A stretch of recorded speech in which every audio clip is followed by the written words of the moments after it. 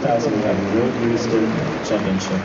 It's 2011 and we're at the World Barista Championships. Fourth place is going to Javier Garcia from Spain.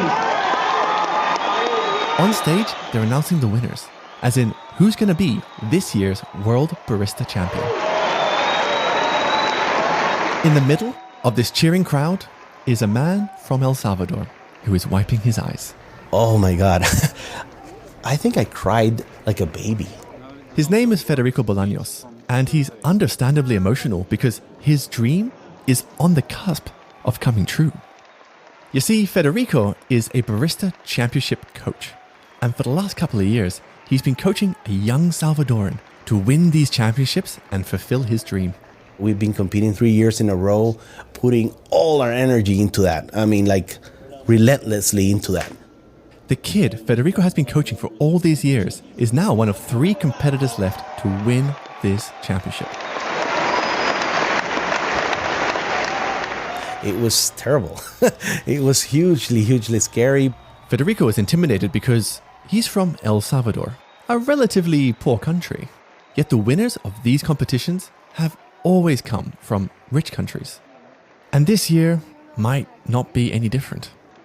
Next to Alejandro, the competitor that Federico trained, is America and Australia. And they are literally, physically towering over Alejandro.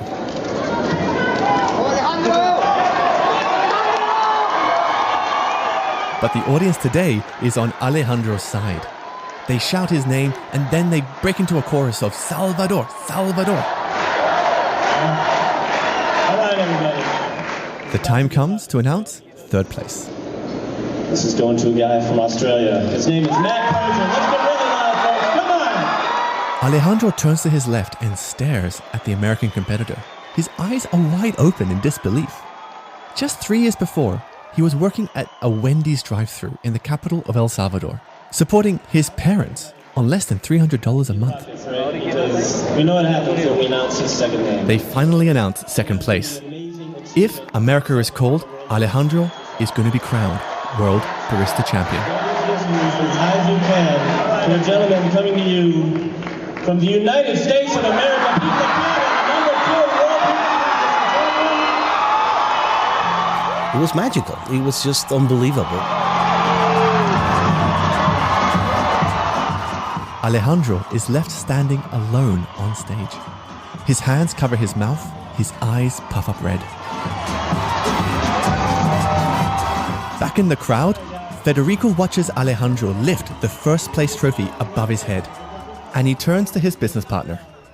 We said to ourselves, we can die tomorrow, and we did a good thing in earth. We changed someone's life for good. I mean, his kids will not struggle so much as he did. But Federico has a problem. Federico co-owns 3 cafes in El Salvador. But if he continues sinking money into these expensive competitions, he might lose them all. But and it's very expensive to do it, for sure.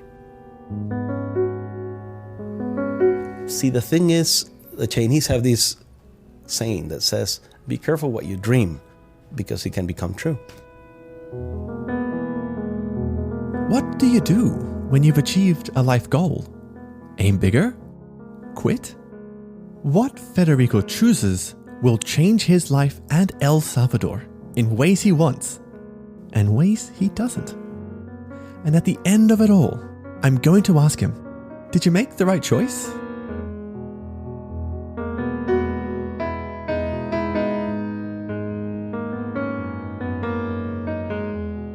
I'm James Harper, and this is Filter Stories, the untold stories hidden in your cup of coffee.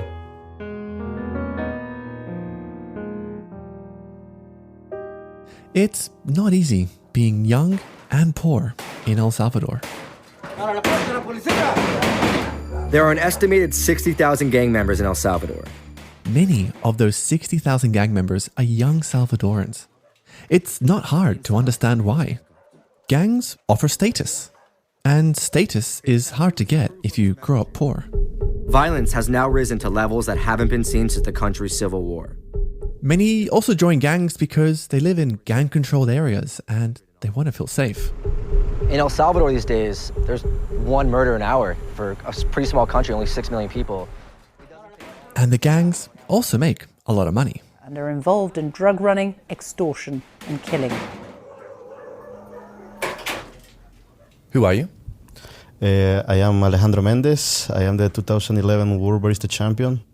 Alejandro's story shows what it's like trying to get ahead as a young, poor Salvadoran outside of the gangs. I born here in San Salvador. The city is called Ciudad Delgado. If you Google Ciudad Delgado, you'll see it makes the top 10 list for El Salvador's most dangerous neighborhoods. Now, Alejandro never cared for coffee, but he wanted an education. So he tried to attend university. I was studying modern languages. His family pulled their money together to help him through, but just 1 year in, his father was made redundant and he struggled to find new work. So the only person that can get money to the house, it was me. So Alejandro dropped out of university and before long was taking orders at a Wendy's drive-thru on minimum wage. Which was, in that time, $130 every 15 days. So it was almost 300, let's say. Alejandro supported his parents and siblings on less than $300 a month. Rewinding a couple of years and hopping to a different corner of San Salvador, Federico Bolaños, Alejandro's future trainer, refused to touch coffee. So I thought it was very bitter, and the experience, it was just unbearable. But one day he's at someone's house, he's really drowsy, needs some caffeine, and they offer him a cup of coffee that was grown on their family farms. And I couldn't believe it. I mean, it was a very revealing experience of what coffee was. Federico had never tasted anything like it. It was sweet, with notes of chocolate. And my mind started spinning, and I said, why isn't this available everywhere? And she says, well, because the history of our country is that the best coffee produced is always exported. And in that moment, I said, there's a huge opportunity here. I mean, the vision was to make a world-class coffee available for consumers in El Salvador. With some business partners, Federico begins Viva Espresso. If you visited El Salvador 10 years ago, Viva Espresso would have been one of the few places you could get a good cup of coffee. He called me that day. So back to Alejandro. One day, he applies for a job at Viva Espresso and walks in for an interview. And suddenly this young guy appeared. Alejandro tells Federico his story, dropping out of university to support his parents. And Federico falls in love with the story.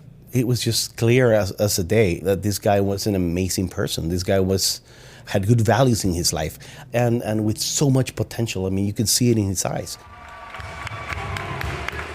Alejandro applied for a job at a very interesting time. A few years before, Federico had been gripped by the barista competitions. He first found them at a trade show in America. As I walked into the competition area,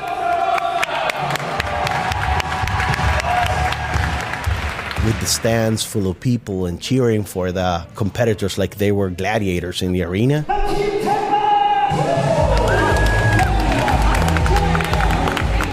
It was just an immediate feeling. It was such a great energy. I said, I want to do this for the rest of my life. This is what I want to do.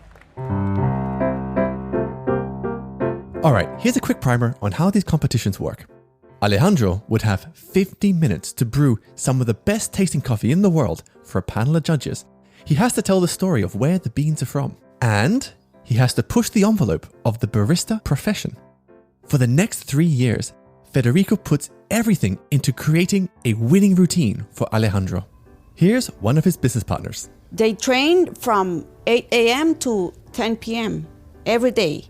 But what are you doing for 10 hours a day? Just training in a closed room. What you perfect is everything. The way you move, the way you blink, you say things, exact words, the coffee, the amount of coffee, the extraction rate. It's just boring. I'm going to bore you with all the details. But it's just every day focusing on the little details.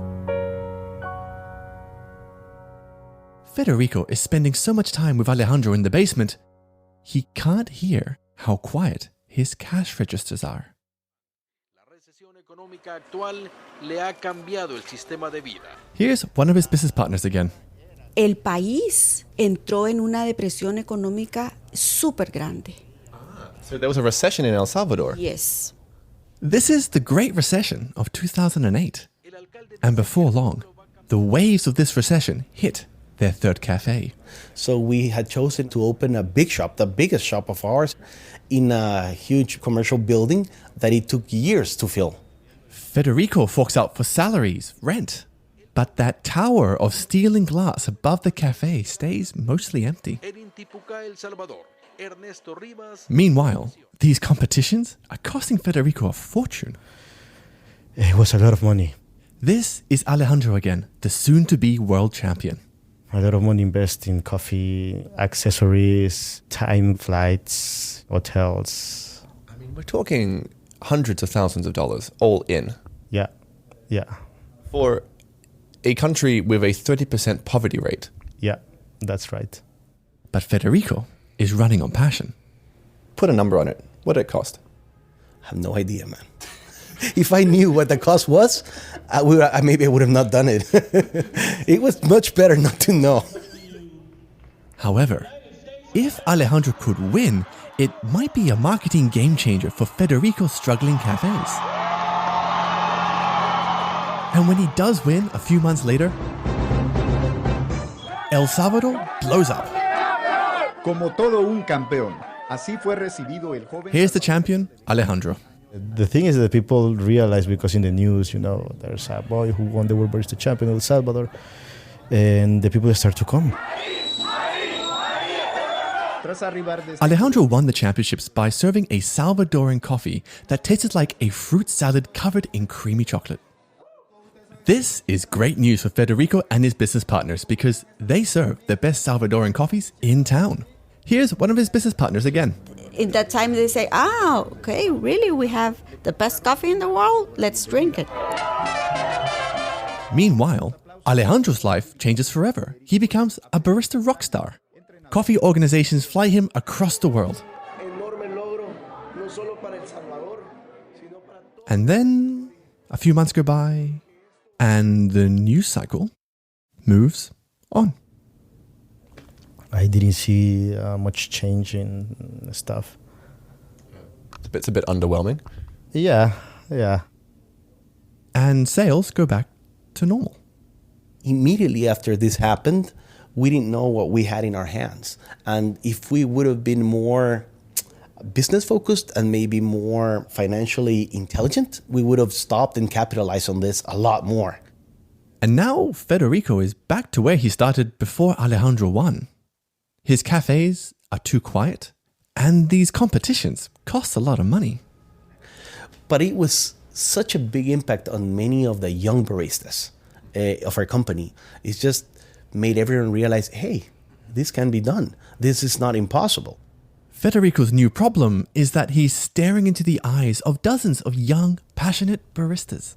Everyone was telling Federico, I need you to train me. Please, I want to compete. And they all have stories just like Alejandro's. So we couldn't even stop. It was just, please, me. Next year, I want to be, please train me. And I was like, of course. I mean, why not? I couldn't help myself.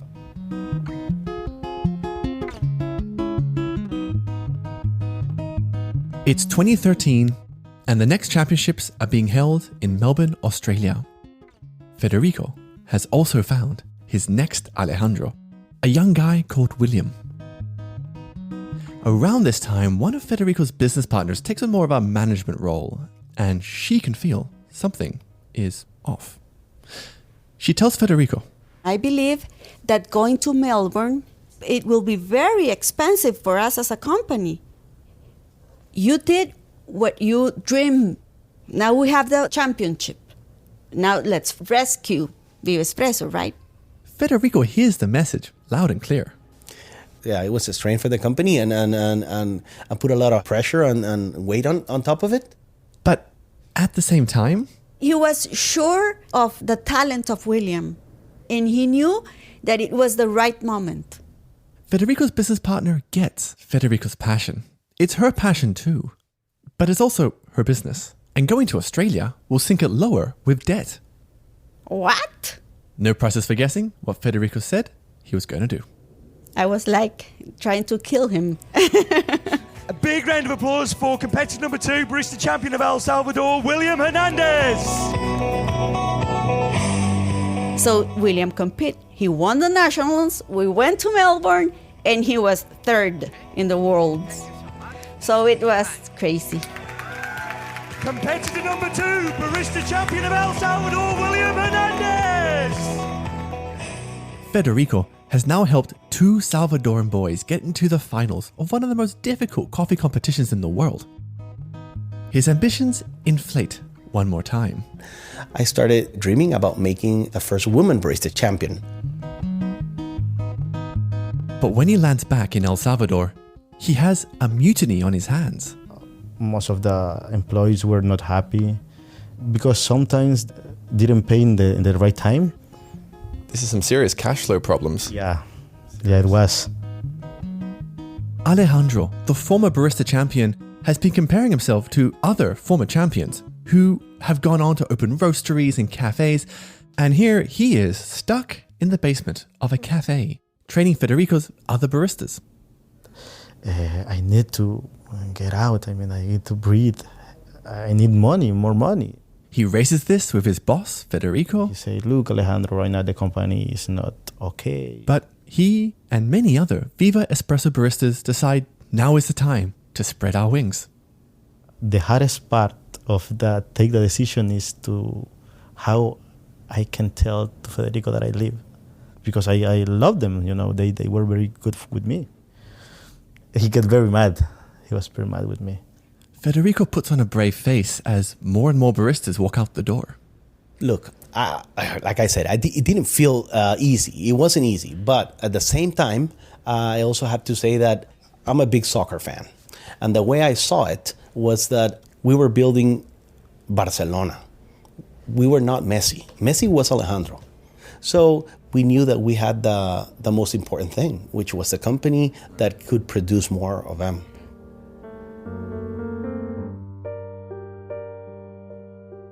Unfortunately, Federico is out of time. The company needs outside investors.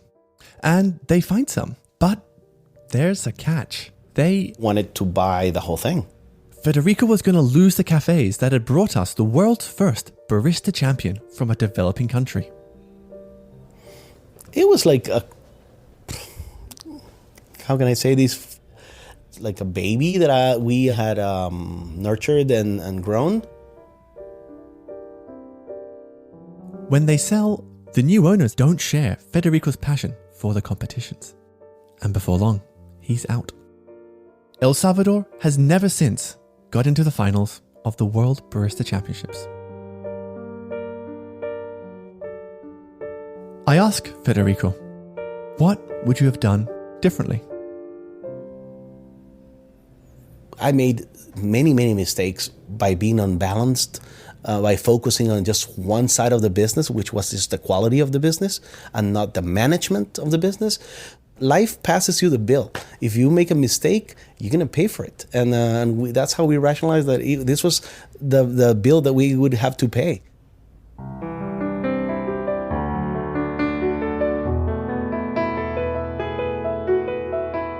And then something remarkable happens. All the baristas who left Viva Espresso went off to start their own cafes. Alejandro, the 2011 world champion.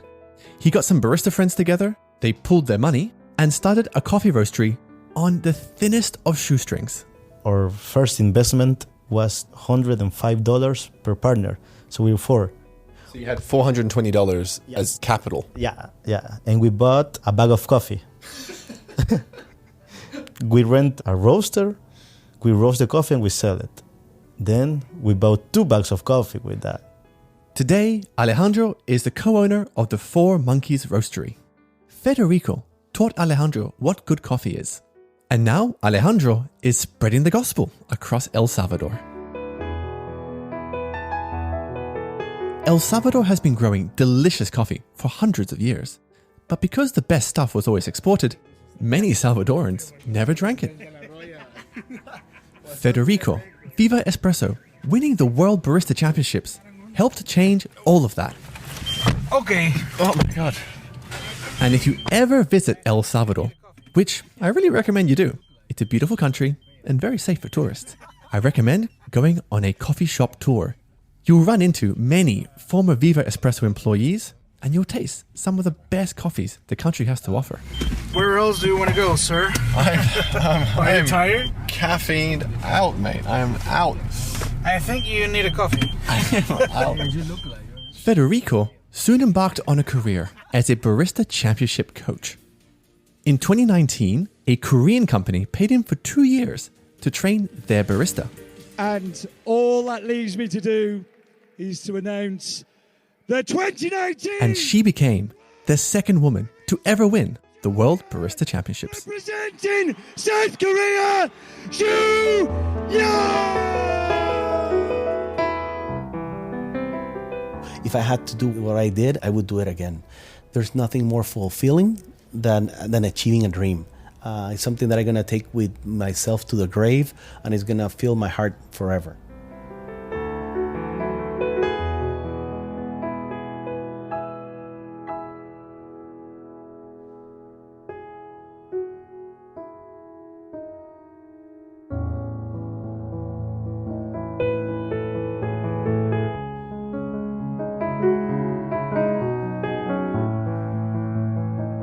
So thanks for listening. I hope you're well and safe during this coronavirus craziness. This virus is particularly hard for many people in coffee because, baristas don't make a lot of money relative to their cost of living, and a lot of cafes don't make a lot of money either relative to their rent. And when everything gets shut down, things get really tough. So my thoughts are with you all if you're a barista or a cafe owner. But things will get better. We just gotta hang tight. And if you don't work in coffee and you want to help, one thing you can do is to buy beans from local independent coffee roasters online and just avoid the temptation of, buying coffee at the supermarket. And if you want to support marginalized farmers while you're doing that, you can visit marginalizedfarmers.org to find an independent roaster who supports small-scale, struggling coffee farmers. I'm using this self-isolation downtime to create many new episodes for you. I have a lot of tape from my travels last year that need to be turned into episodes, so now's the time to do it. Since I sat down last year with Federico to record this story, he has started a new roastery. It's called Alquimia Coffee. You can find them on Instagram. I want to give a big shout out to Hannah Smith. She's a Berlin-based voiceover artist. She helped in the early stages of crafting this episode and helping me figure out how to tell it. If you need a very experienced voiceover artist, head to hannahvoice.com. The guitar music in this episode was composed by Håkon Vadet. He's a Norwegian I met during the Filter Stories live show in Oslo last year. If you need some guitar music composed, I've listed his contact details in the episode description. Dom Edgley mastered some of the tracks in this episode. You can find more of his work at domedgleysound.com. And the Filter Stories logo was created by Headquarters, a branding and packaging design team. You can find more of their work at headquarters.studio. Take care out there, and I'll speak to you next time.